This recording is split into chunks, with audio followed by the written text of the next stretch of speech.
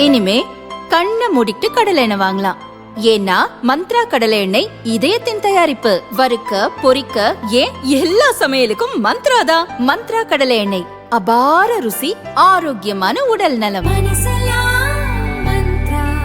கடந்த சில நாட்களாக தமிழகத்தில் கடும் வெயில் வாட்டி வதைத்து வருகிறது.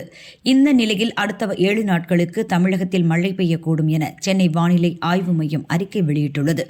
அந்த அறிக்கையில் கூறியிருப்பதாவது: தென் தமிழகத்திலிருந்து கடலோர கர்நாடகா வரை ஒரு வளிமண்டல கீழடுக்கு சுழற்சி நிலவுகிறது.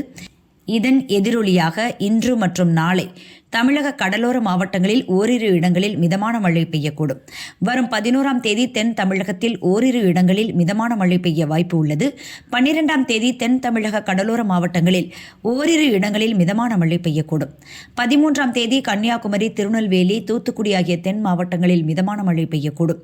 14 மற்றும் 15ஆம் தேதிகளில் தென் தமிழக கடலோர மாவட்டங்களில் மிதமான மழை பெய்யும் என வானிலை ஆய்வு மையம் கூறியுள்ளது.